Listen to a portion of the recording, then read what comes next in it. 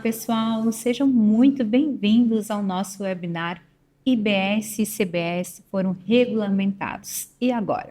Qual é o impacto desse regulamento e do despacho número 18 de 2026 para os documentos fiscais e para a sua operação? Tudo isso e muito mais a gente vai ficar sabendo agora. Tudo bem, Mazaki? Tudo certo, Lu? Então tá bom. Chegou o momento, né? Chegou. Vamos falar sobre isso. Tão esperado regulamento, né? Desde de janeiro a gente vinha sofrendo, né? Querendo essa publicação. Os clientes ansiosos, contadores ansiosos, todo mundo esperando muito e finalmente chegou. Então a gente vai esmiuçar um pouquinho do que o regulamento trouxe de alterações, né? Que tem impacto para as empresas, que tem impacto para as operações, para os documentos fiscais, prazos, super importante essa questão de prazo, porque agora a gente tem um prazo, né, para preencher os campos. Então, vamos tratar um pouquinho sobre esses pontos. Bom, vamos falar então primeiro da regulamentação da CBS e do IBS, né? Depois a gente fala um pouquinho do despacho número 18, que não foi publicado no mesmo momento do regulamento, mas também trouxe informações super importantes e alterações importantes para os documentos fiscais, que vale a pena a gente entrar um pouquinho mais a fundo em alguns ajustes ali. Bom, falando em regulamentação da CBS, tá? A regulamentação da CBS ela foi feita através do decreto 12.955 de 2026. Já a regulamentação do IBS, que é o Imposto sobre Bens e Serviços, foi feito por meio da resolução do Comitê Gestor do IBS, número 6 de 2026. Dois regulamentos separados, no entanto, a dinâmica de apuração dos impostos, base de cálculo, mas é a mesma, porque a reforma tributária veio dizer justamente isso, né? A gente vai ter os impostos diferentes, mas eles vão ser tributados, apurados da mesma forma. É isso mesmo? É isso, né? Até a questão de divulgação, toda a mídia que foi feita em cima do decreto, ele foi feito de uma forma única, né? Então a Receita fez uma live até bem interessante, o pessoal acompanhar essa divulgação ali, né? Eles chamaram lá de coletiva, né? Então trouxeram nessa coletiva, foram 2 horas ali de bastante questionamentos, esclareceram muitas coisas que estão melhores explicadas, logicamente, ali para dentro do decreto, mas a questão de informação, o pessoal precisa ter algo mais tangível ali, tá bem legal ali, a coletiva esclarece bastante. Então, agora sim, temos, né, tudo que era nuvem agora começa a virar algo palpável mesmo. Então, existe sim o split payment, existe toda a parte de documentos fiscais. Até lembro que na coletiva eles comentaram que o pessoal da FIM, né, que é quem está organizando toda a parte do split payment, estava dentro do plenário junto com eles ali. Então, assim, é algo que não tem mais volta realmente. A gente já vem falando que não tem mais volta há muito tempo. A diferença é que vai esticando, agora acabou a estrada, né? A gente agora tem que entrar realmente regulamentado, tem que entrar com as incidências, tem que estar preparado aí para estar suportando reforma tributária, porque já vinha sendo uma realidade desde janeiro, agora mais do que nunca, né? Então está acabando a flexibilidade que a gente tinha aí. Exato.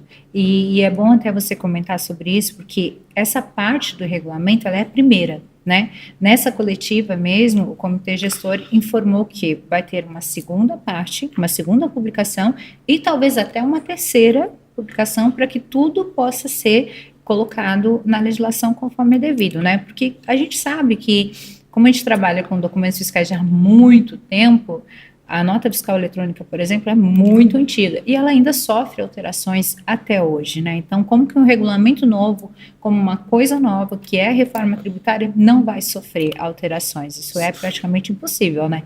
Então, a gente vai ter aí novas atualizações, novas informações e é super importante a gente ir acompanhando isso tudo para não perder nenhum detalhe. A gente seria muito otimista em dizer que não aconteceria isso, né? Porque se dentro de um processo que a gente tem sistêmico hoje, como a nota eletrônica, a gente tem a atualização quase mensal aí de informações, você imagina no encontro de sistemas como a gente está tendo com a reforma tributária, seja a Cefaz, seja parte financeira, seja a Receita Federal, enfim, lógico que esse é o primeiro passo, talvez mais palpável, realmente mais realista do que a gente tem. O regulamento, de novo, ele esclarece muito, explica muito a estrutura e a dinâmica que vai funcionar a reforma tributária. Então, ele é super importante de se ter dentro desse embasamento, de ter essa visão para que a gente consiga iniciar ali, ter o ponto de partida. Se a gente absorver de uma forma legal esse primeiro regulamento, os outros eles vão passar a ser atualizações. Exato. Então o sofrimento acaba sendo menor. Então a recomendação que a gente faz realmente aqui é decore o regulamento, né? Entenda o regulamento principalmente. Melhor que decorar e entender, né? Como já dizia na escola, entender ele para conseguir entrar de uma forma correta dentro da reforma tributária. É isso. Então, de forma geral, né? Falando do que foi regulamentado, a operação CBS-IBS como um todo, né? Então, foi explicado um pouco mais e agora a gente tem um prazo para começar a preencher os campos nos documentos fiscais, que era o que o pessoal estava mais preocupado, né? A partir de quando eu vou ser obrigado? Ou a partir de quando, se eu não preencher, eu serei multado? O regulamento traz isso para a gente. O que já estava previsto, né? Que a partir da publicação desse regulamento, as empresas teriam aí 4 meses, né? A partir dessa publicação. Primeiro dia do quarto mês subsequente. Exatamente. Bastante gente confundiu. Isso é legal da gente informar e reforçar, né, Lu? Quando saiu o primeiro despacho lá no finalzinho de dezembro, o pessoal confundiu muito que era abril a obrigatoriedade, né? Principalmente aqui um público de nota fiscal de serviço, que trouxe ali, poxa, eu preciso mandar os dados, a prefeitura não está pronta, blá blá blá. Cara, relaxa, vamos com cuidado. Agora sim a gente começa a contar, então, vamos colocar aqui esses 120 dias, né, esses 4 meses aqui a contar realmente. Então, a partir de agosto, sim, aí a gente tem essa obrigatoriedade dessa informação dos dados pautados, plausíveis. Quer dizer que já está tudo pronto? Não. As empresas, as entidades como prefeituras, né, os provedores dessas prefeituras, eles vão começar a regularizar isso para deixar em dia para que em agosto esteja tudo funcional. Então, hoje o que está mais próximo aí acaba sendo esses documentos Cefaz, que já vem numa estrutura melhor, né? Parte do padrão nacional de nota de serviço a gente vê o acompanhamento também, mas o restante aqui a gente entende que tem um caminho aí, tem um trabalho a ser feito. Então, a gente vai normatizando aqui os sistemas conforme a gente tem essa disponibilidade, né? Essa evolução também, né?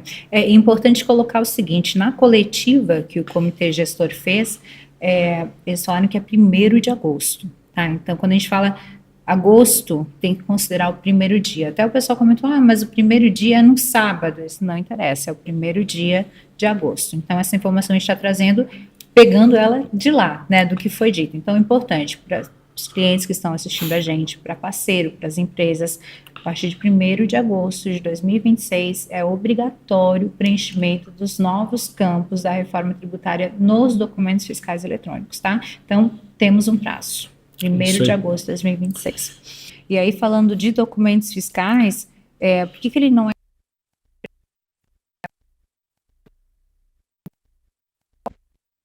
reforma tributária? Por quê? Porque é a partir dele que vai sair a apuração pré-assistida, né, que o comitê gestor, o fisco em geral, vai dispor para as empresas, vai sair a questão de quanto ele vai ter de crédito, de débito para apropriar ou não, pagamentos para fazer o split payment também vai ser a partir do documento fiscal, tudo vai estar no documento, né, tudo nos campos preenchidos. Então, o documento ele vai ser não é só um campo preencher, realmente não é. Ele vai impactar no restante da apuração, nos eventos que serão gerados de forma geral. Então, precisa olhar com cuidado para o documento fiscal eletrônico, porque se ele não for preenchido da forma correta, o impacto é grande, principalmente no bolso. Exato. Né? E quando dói no bolso, a gente cuida um pouquinho mais. Da multa e pela perda que você pode ter financeira em cima do processo. Antes você tinha um período de apuração, que você tinha todo um tempo para ajustar aquilo. Agora você tem um negócio que está acontecendo ao vivo, né? Então, aquilo acaba trazendo essa tensão maior, mas se você organizar o processo para que ele aconteça redondinho, se você tiver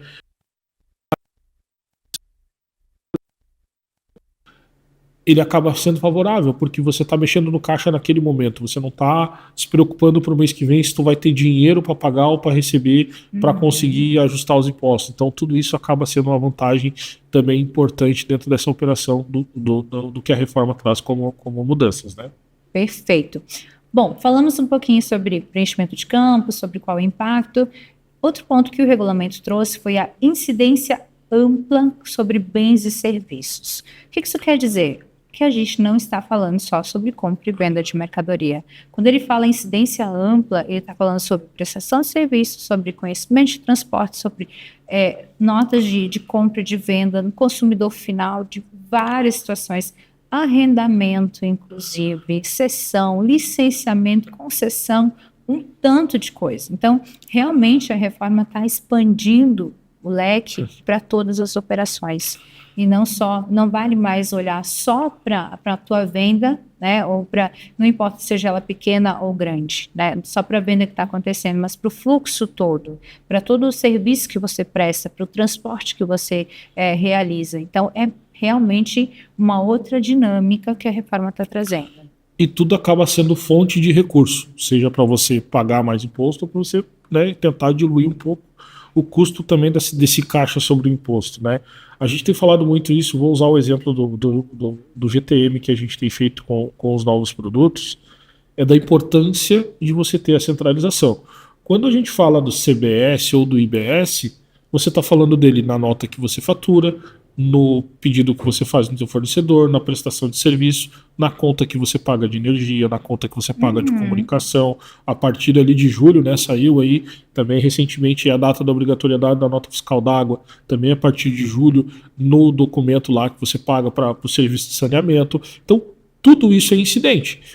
Não quer dizer que eu vou pagar o CBS referente à minha nota fiscal. Eu vou estar pagando o CBS referente a todo o meu CNPJ, a todo o meu grupo empresarial dentro desse processo. E se você não tiver, de novo, uma organização para visualizar isso de uma forma centralizada, para você ter um controle efetivo daquilo que entra e que sai da tua empresa, independente, digamos assim, da natureza, se é um serviço, se é mercadoria, se é uma despesa, do teu caixa, você pode estar perdendo uma oportunidade. A gente estava falando até sobre a nota fiscal de energia, né? Poxa, mas eu vou lá, eu vou olhar quanto que eu posso recuperar lá de crédito de imposto, às vezes é R$10. É R$10? Né? Não tem aquela história do corte do cafezinho, você não precisa cortar o cafezinho, corta o R$10 que você pode recuperar de crédito de imposto. Então, tudo, qualquer centavo que você consiga recuperar é um dinheiro que você não vai desperdiçar. Né? O principal ponto aqui é evitar esse desperdício, seja nessa questão financeira, seja na questão processual, na questão de organização, na questão, né, de justificativa com a parte dos documentos fiscais. Tudo isso acaba sendo um fator importante. Então, essa questão da ampla incidência, ela é muito importante de ser compreendida, de ser trabalhada, para que você tenha essa movimentação. A gente tem falado muito com RPs. E os RPs hoje, eles tratam a grande maioria desses documentos hoje, que são faturas, vamos colocar assim, né, água, luz, telefone, como despesa. É o lançamento como uma despesa. Eu não sou uma empresa de energia elétrica, eu não preciso saber quantos quilowatts a minha empresa fez no mês passado, quanto ela fez nesse mês, né, e tal. Não tem importância para mim. Poxa, mas o quanto eu estou pagando de imposto em mais de atenção a esse processo, justamente para você estar visualizando o quanto você tem a oportunidade de estar recuperando ali. Né? Então esses são pontos bem importantes que a gente vem trazendo como visão, como apropriação também para atenção aí dos contribuintes em oportunidades. Importante.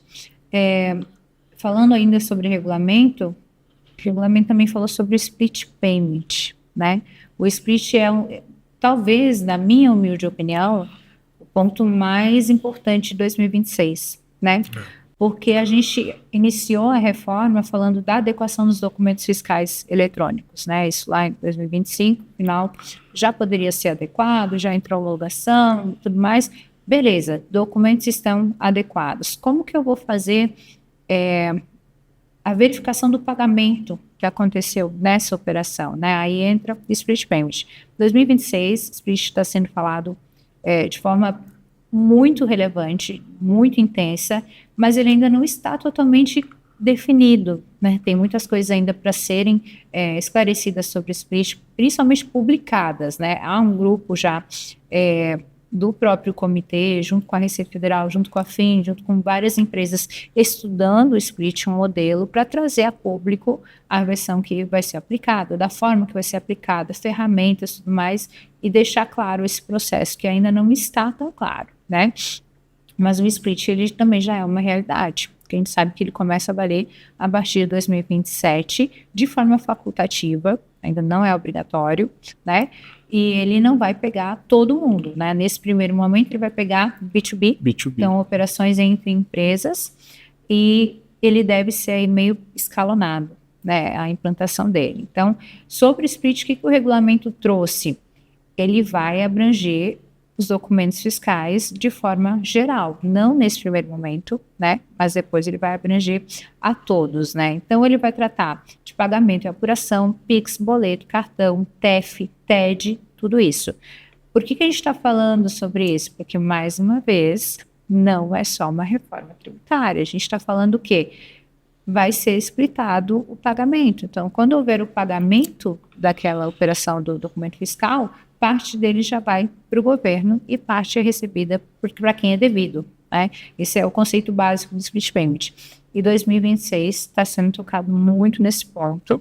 E 2027 ele vem com tudo, né? E os sinais estão aí, né? Para quem quer ver, né? Tem recentes notas técnicas aí, principalmente dos documentos de grupo de transporte, vamos colocar assim, né? Onde saiu lá informação do tipo de pagamento, né? Então já existia, passou a ter um pouco mais de detalhe, um pouco mais dessa parte de eventos, as próprias notas fiscais de serviços, né? Tem prefeituras aí que já estão manifestando a forma como elas vão controlar, então elas também querem visualizar como aquele serviço está sendo quitado financeiramente. Então não é uma tendência, é uma preparação. A tendência já era lá atrás, né? Quando saiu lá o eConf, por exemplo, já era uma tendência. Agora ele começa a se tornar mais palpável, vai mudando às vezes a forma, né? Não é um eConf como tinha lá, de uma forma um pouco mais estruturada, mais detalhada, ela acaba sendo mais simples, mas ela traz essa essência de estar olhando o documento e pagamento de uma forma muito, muito conectada. Né? A gente tem chamado isso até dentro dessas ofertas novas que a gente trabalha aqui como conciliação fiscal financeira, que nada mais é você achar esse lastro, esse vínculo entre o documento e o pagamento. Isso acaba sendo importante.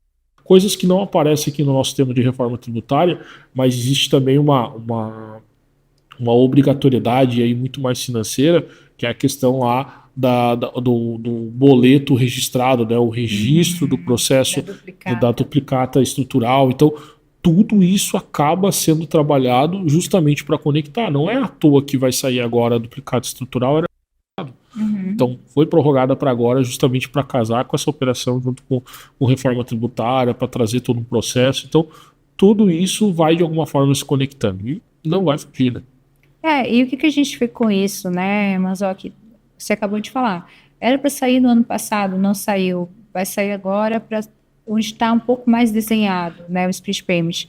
É tudo novo para todo mundo. Para todo mundo. É tudo novo. Então, para a gente, como empresa, é novo. Para o contribuinte, é novo. Para o contador, é novo. Para o próprio fisco, né, ou para o comitê gestor, é tudo novo. Está todo mundo aprendendo a entender a reforma tributária, tentando colocar ela em prática, né, porque há um regulamento maior que diz que tem que ser daquela forma. Então, está todo mundo se ajustando, dizer, beleza, como eu executo isso aqui que está sendo solicitado, né? Como que eu coloco isso aqui para rodar?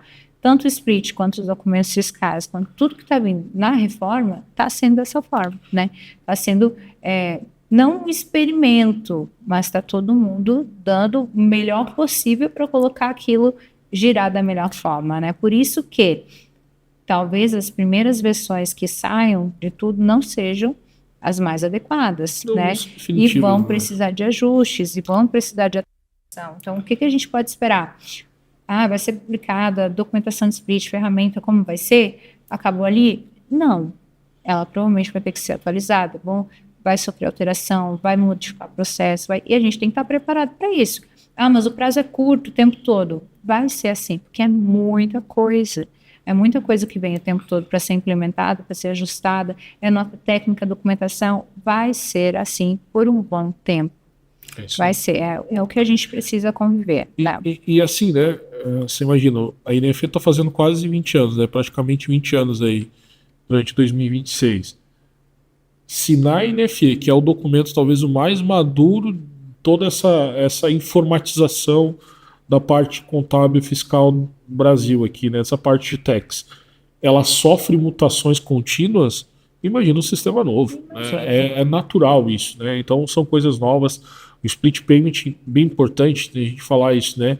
Ele é um projeto que ele caminha com a reforma tributária, mas ele é totalmente paralelo ao documento fiscal. Ele ocorre por outro grupo, ocorre por um projeto separado, lógico, conectado ali à visão de documentos fiscais, mas ele tem um sistema próprio, ele tem vida própria para ser processado ali. Então, isso é importante da gente entender. Nem sempre as coisas vão estar 100% prontas e disponíveis. Não, vai acontecer às vezes um descompasso entre um sistema e outro, no sentido de atualizações e tudo mais, mas é natural. A gente e depois elas vão sendo ligadas, né? Depois elas vão se encaixando. No momento certo vai se encaixar, porque elas vão conversar. Porque elas vão ter que conversar. Só que nem sempre o ritmo de preparar elas vai ser o mesmo, né? Bom, falando ainda sobre regulamento, a gente tem uma transição em 2026, né? O que a gente ouviu naquela coletiva do Comitê Gestor? Que 2026 é um ano preparatório. Isso não é novo para ninguém, né? É um ano de teste, é um ano para realmente colocar essa engrenagem para girar, para as empresas preencher os seus documentos fiscais, entender essa dinâmica toda da reforma. Nessa mesma coletiva, foi colocado que não vai ser multado ou penalizado em 2026 as empresas que preencherem errado ou tiver algum problema na emissão do documento ou, sei lá, não entendeu direito a operação, emitiu errado sem querer e tal, não vai ser multado. Nesse primeiro momento é para ser notificado. Qual é o ponto mais importante disso aqui que vale a pena a gente falar? Não é o que diz no regulamento. O regulamento diz o seguinte: a partir ali de agosto, precisa preencher os campos obrigatoriamente. Por que a gente traz esse ponto à tona, né? Porque como a reforma ela é muito dinâmica e está sendo desenhada, a gente já ouviu em outros momentos algumas coisas que estavam diferentes da legislação, mas que depois não se aplicaram. Então tem que tomar todo esse cuidado. E é a orientação que a gente passa para os nossos clientes, para os contribuintes, para parceiro. Sigam à risca o prazo de 1º de agosto de 2026. Então, 1º de agosto, preencha seus documentos da forma correta, não levando em consideração isso de que não vai ser multado, não vai ser penalizado. Porque se a lei está dizendo que pode ser, você fazer alguma coisa errada, te coloca nesse risco de poder ser multado ou penalizado. Certo, Mazaki? Assim, falando... Quem acompanha isso, né, era março do ano passado, passou para setembro, de setembro foi para dezembro, de dezembro foi para março de novo, estamos chegando em agosto agora com uma obrigatoriedade. Então, assim, tempo a gente, teoricamente, já teve para se adequar. Acredito, né, até pela fala que se teve na coletiva, eles vão ter essa flexibilidade, essa compreensão de entender que 2026 ainda é um ano de preparação, ainda é um ano de ajuste, né? Então, poxa, declarei imposto errado, não perca o sono por causa disso, não vai acontecer nada. Agora, você não informar começa a montar um agravante, né? Tanto é que, a partir de 1º de agosto, se você não informar, você vai parar seu faturamento. Agora não é mais brincadeira, né? Então, esse ponto, ele acaba sendo importante. E o tempo preparatório para isso você já teve uma regulamentação, você já teve todo um processo. Então, isso tudo não tem, é um caminho sem volta, né? Essa questão de eu não vou informar porque esse ano não multa. Legal, mas isso monta todo um histórico de que você não informou, e se você pedalar talvez ano que vem, eles vão usar esse histórico a teu desfavor, né? Então, acaba que isso pode te trazer algum agravante. Então, tem tempo aí, você tem aí quase 100 dias aí para se ajustar, então acho que é super importante aí começar a organizar, preparar o que tem para preparar.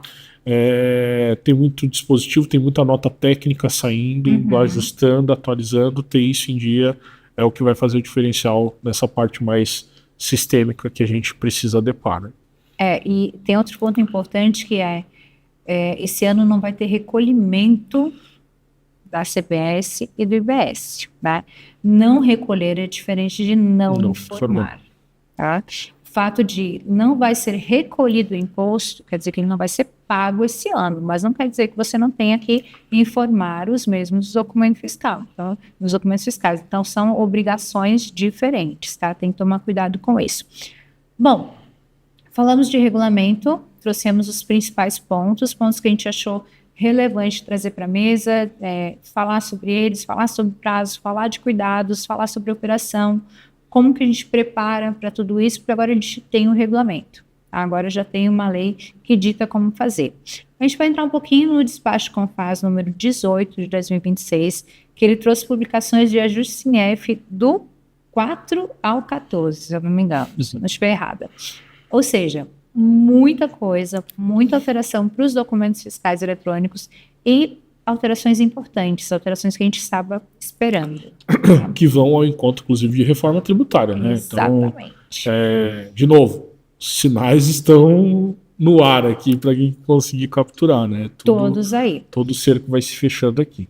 Exatamente. E eu vou começar com um dos principais, né? Uma das principais alterações, que foi a revogação da vedação da proibição da NFC para o CNPJ. Olha como é complexo. Todos são, né? Então, muito complexo. Tentar ajudar aqui, né? A gente tinha na verdade, não era uma expectativa, né? Era uma regra. A gente estava aguardando essa questão da oficialização da regra, né? Da efetivação, na verdade, dessa regra, e é uma regra que ela não existe mais. Então, isso é muito importante.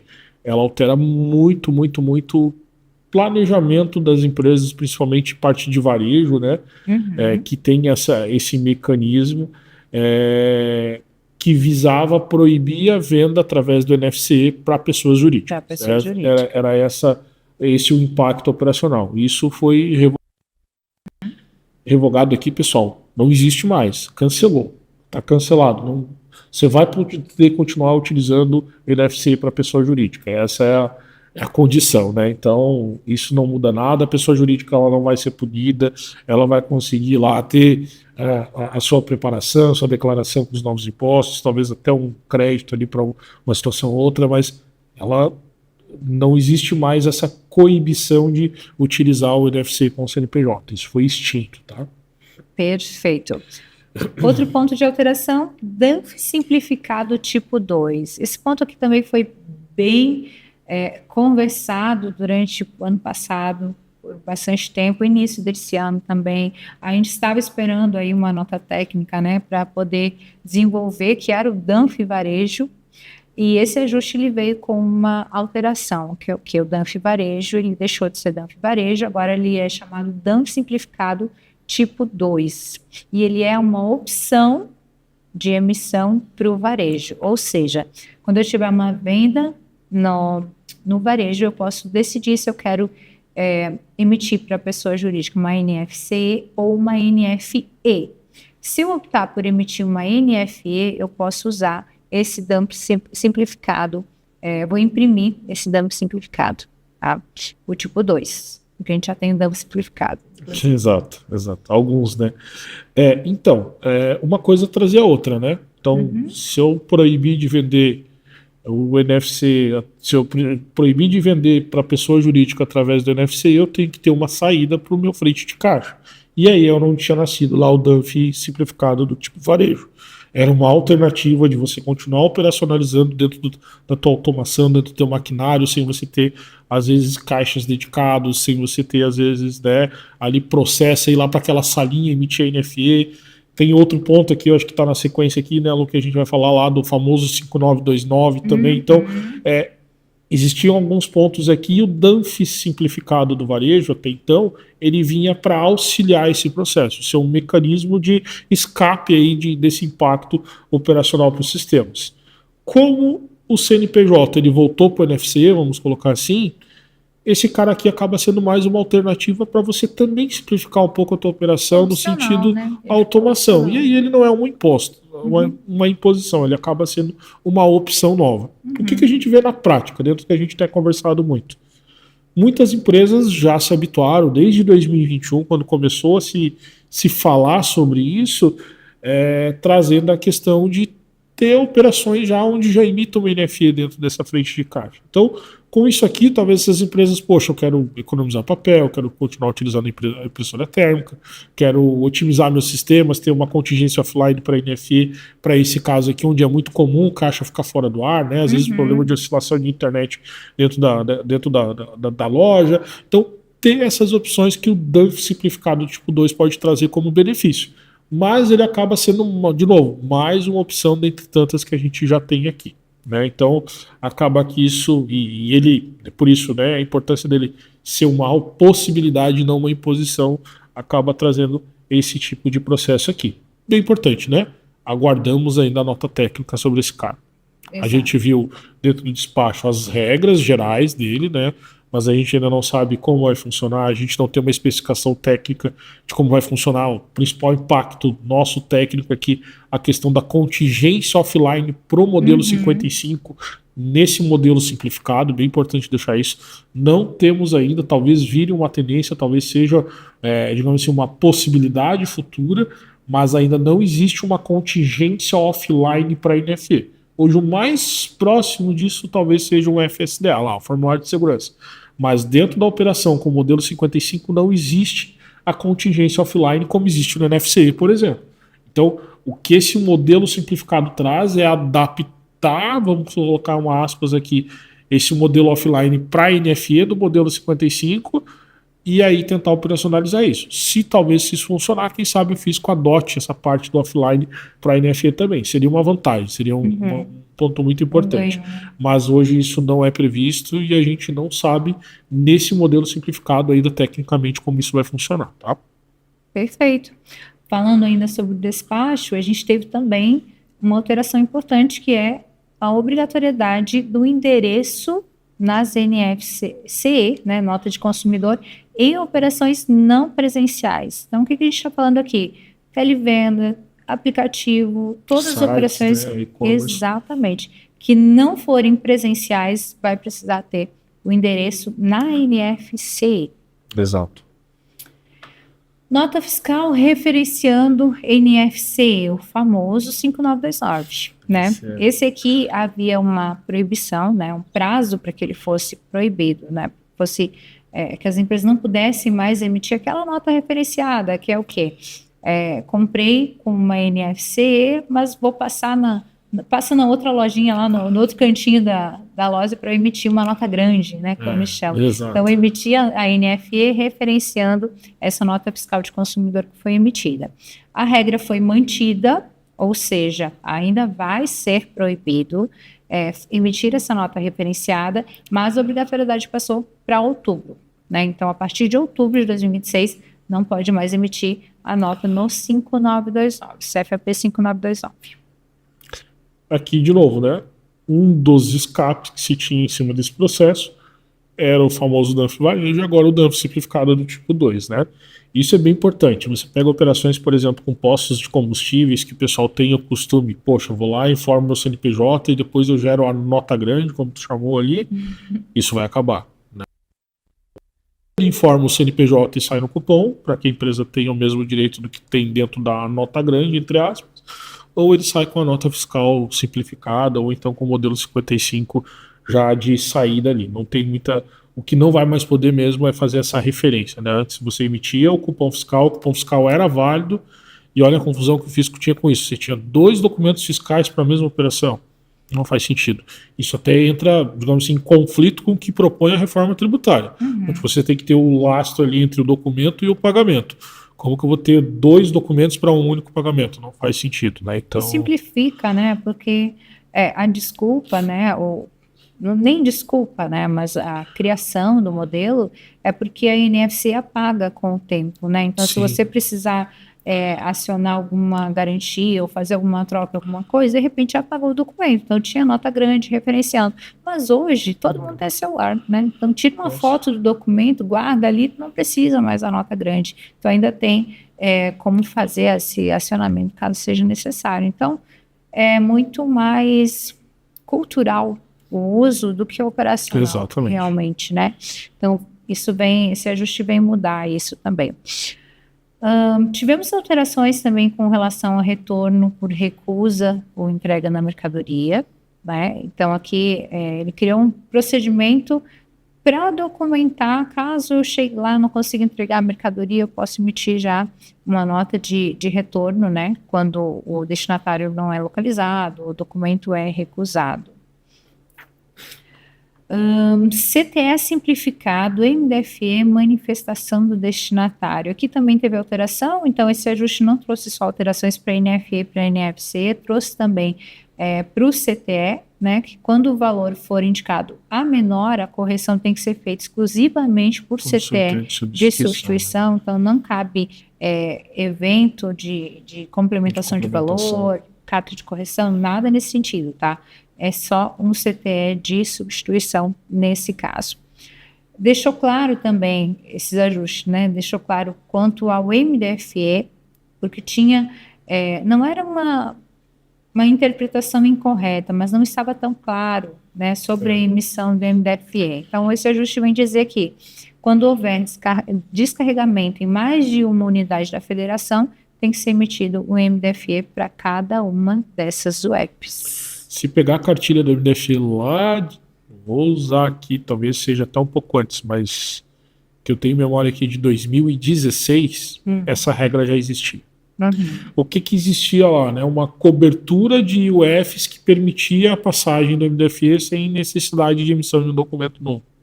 Então, chegou-se ao consenso há um bom tempo, acho que uns 3, 4 anos já que existe esse consenso de que tem que ter um MDFE novo, mas nunca existiu uma regra clara e acabava ficando essa brecha que as empresas usavam e acabavam sendo punidas. Agora está explícito, está tácito, está claro, está para todo mundo entender. Precisou atravessar mais de um estado e ter descarga entre uma unidade federativa e outra, precisa ter mais de um MDFE. Ponto. Precisa ter. Tá, agora está claríssimo, né? Agora está claríssimo, não tem mais dúvida. Outro ponto super importante que vale a gente falar, manifestação do destinatário. Antes a gente tinha o prazo de 180 dias para fazer a manifestação do documento fiscal. Esse prazo mudou, foi para 90 dias. Então, diminuiu esse prazo e, caso o documento não tenha manifestação, tá, a operação é considerada como confirmada, ponto importantíssimo. Eu sempre fui um grande defensor e participei bastante ativamente junto com o INCAT aqui na questão, né, de motivar a questão da manifestação do destinatário. Ele é um órgão tão importante porque dá exemplos práticos aqui que a gente teve com clientes nossos. A partir do momento que você tem a ciência da operação, você tem a disponibilidade do documento para download lá via DFE. O quanto clientes descobriram documentos que eram emitidos contra eles e eles não sabiam. E, poxa, ele não conhecia, cara, desconhecimento da operação da hora. Se chegasse um boleto lá para ele pagar, ele conseguia comprovar que ele manifestou aquele desconhecimento, que ele, né, teve algum tipo de imprevisto, algum tipo de incidente, algum tipo de confusão dentro do relacionamento dele com o fornecedor. Então, qualquer coisa, mas não era dele. Qualquer coisa, mas não era dele. A manifestação destinatário, para mim, é um dos eventos mais importantes, até juridicamente, porque você consegue comprovar. Se você tem uma consistência entre geração de manifestação, você consegue comprovar até juridicamente o quanto você controla isso. Então, qualquer coisa, poxa, às vezes chegava processo do cara não ter pago, porque, cara, com a manifestação você consegue evitar isso. Operação não realizada, o quanto é importante, né? Agora a gente tem nos eventos da reforma a questão de furto, a questão de sinistros, né? Mas antes o pessoal utilizava muito a operação não realizada. Eu comprei a mercadoria, às vezes o cara que me vendeu nem sabe que a mercadoria não chegou, que teve lá o sinistro dentro do transporte e tal, operação não realizada. Então, é super importante. E aqui fica, né, reforça essa importância porque essa conciliação compulsória, vamos colocar aqui, que a Cefaz vai fazer, de, poxa, eu não manifestei meu documento em 90 dias, não tem mais desculpa. Eu esqueci, né? Não. Cara, se você não fez, se você não controlou, a Cefaz vai considerar como controlado e tá tudo certo, né? A gente vê ainda empresas que esquecem, às vezes, de dar entrada numa nota, e aí, às vezes, numa declaração despede, vão cruzar, vem lá que tem algum tipo de inconsistência. Então, isso acabou, né? Acabou, agora você vai ser obrigado a controlar ou você vai ser considerado ali como apto. Como e aí não tem, né? não tem E volta, não tem né? como reverter, né? E olha a importância, né? Essa semana aqui, por coincidência, estava fazendo um estudo aqui sobre eventos e trazendo lá alguns pontos né, trazendo inclusive uma manifestação de destinatário aqui nesse pivô, né? Poxa, quando você confirma a operação de um documento, aquele documento não pode ser cancelado, mesmo que ele esteja dentro do prazo das 24 horas. Então, olha a importância que isso tem para o teu controle fiscal. A gente acabou de falar o quanto, né, o documento fiscal reforça como uma financeira e tudo mais. Então, você já tem dispositivos legais, já tem dispositivos sistêmicos do próprio governo para conseguir fazer isso. Ah, mas o meu sistema não gera manifestação. Cara, nós aqui trabalhamos bastante com essa parte de automação, né? O trabalho que eu até estava fazendo aqui, comentei, era de reforçar aqui mais gatilhos dessas automações, mas se você não tem, o próprio governo te disponibiliza o site lá da Cefaz onde você pode fazer as manifestações. Então, não tem desculpa. É um negócio assim que é a favor e as empresas às vezes deixam de olhar essa oportunidade processual, operacional para favorecer o fim do dia lá, né? Então, utilizem a manifestação de destinatário. Eu sou um grande defensor dela aqui. E te faz olhar para a tua operação, né? Para ver se aquilo realmente aconteceu ou não, dá um controle maior. Então, grande diferença aqui é que não tem mais aquele prazo de 180, né? Agora são 90 dias, tem que fazer dentro desse prazo. É isso aí.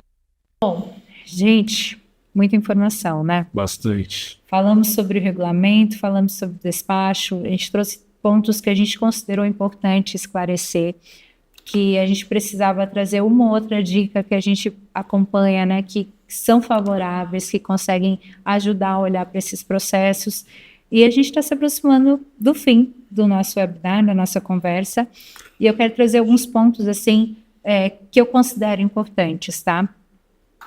Reforma tributária não tem erro, não tem mais desculpa de vai ser prorrogada, não vai mais ser prorrogada. Ela já existe e já existe há mais tempo que a gente está falando aqui, né? Ela está consolidada. O regulamento da CBS, DBS vem consolidar ainda mais isso, dizer, olha, realmente agora é regra, tem que fazer, tem que cumprir. Preenchimento dos campos, não deixe para a última hora, não deixa para janeiro, só porque agora talvez não seja penalizado, apesar de dizer na legislação que vai ser penalizado. Tá? Não deixe para a última hora, se prepara. Olhem para suas operações. E quando eu falo olhem para as operações, não é só operação de venda, como a gente falou. É prestação de serviço, os contratos que precisam ser revistos, é muita coisa. Chame seus departamentos, suas áreas fiscal, contábil, jurídico, compliance, todo mundo, e ponha essa galera para conversar, o que vai ser necessário, tá? Se você não olhou ainda para a reforma com um carinho que ela merece, comece a olhar, porque vai ter um impacto muito grande na sua operação e dentro da sua empresa, principalmente, impacto inclusive financeiro. Então, vale a pena acompanhar essas alterações, ver tudo que está mudando, olhar como isso afeta dentro de casa a tua operação e correr, porque a gente está falando que tudo isso começa a girar já de forma muito concreta em 2027. 2027 é daqui a pouco, né? É amanhã ou depois, não está tão longe assim. Então, vale a pena se preparar com antecedência, dentro dos prazos, para ter tudo isso legal, para chegar em 2027 estar trabalhando um pouco mais tranquilo. É isso aí. Bom, aqui o que a gente... Leiam os materiais, né? A gente até estava falando em algumas reuniões aqui, algumas discussões com os clientes, estejam antenados em tudo que sai. Tem muito material da Receita, muito material do próprio Cefaz, do ENCAT, Comitê Gestor, todo mundo está correndo atrás aqui. A gente tem uma FRAC como um berço nosso aqui, também publica muito material legal.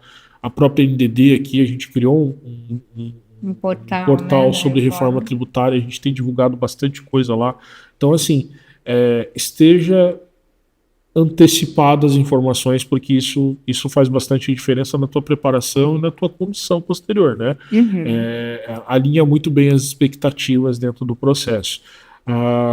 Estamos correndo também com o CNPJ alfanumérico, também está num paralelo com reforma tributária, está todo mundo obcecado aqui por testar o sistema e tal. Existe uma deficiência sistêmica, é um processo que é natural também de adaptação entre Receita Federal e Cefaz. Então, assim, são muitas mudanças e quem deixar isso para a última hora vai pagar o preço. Vai se atrapalhar. Vai se atrapalhar. Vai atrapalhar, né? E vai perder, sinceramente. E assim, né, Lu, existe até uma questão de disponibilidade, vamos falar assim, né? A gente viu isso muito ano passado, quando deu aquele boom das notas fiscais de serviço. Chegou um momento limite que nós não podíamos fazer nada, as empresas não podiam fazer nada, as prefeituras não podiam fazer nada. Teve prefeitura que foi emitida na última semana de janeiro, porque ela não conseguiu se preparar. Então, assim, são pontos que, se você deixar para a última hora, você vai estar com essa margem de risco muito grande para estar se adequando, né? E às vezes você não vai ter o ombro amigo que a empresa pode ter, você não vai ter gente, você não vai ter pessoal que vá conseguir. A gente usa isso muito dentro do termo de desenvolvimento, né? 9 grávidas não fazem um filho em um mês, né? Então é bem importante a gente ter isso, que a noção tempo acaba sendo bem importante dentro desse processo, né? Exatamente. Bom, pessoal, era isso que a gente tinha para vocês hoje. Continue acompanhando a gente, nosso portal da Reforma Tributária, as nossas publicações e, principalmente, publicações confiáveis. Exato. Tá? Confiáveis, principalmente do governo, do comitê gestor, da Receita. Procurem sempre informações confiáveis, porque em época de reforma todo mundo vira consultor, né? Então, exato. É perigoso. Mas continue acompanhando e assim que a gente tiver mais informações, a gente traz para vocês novamente. Até mais. Até mais, pessoal.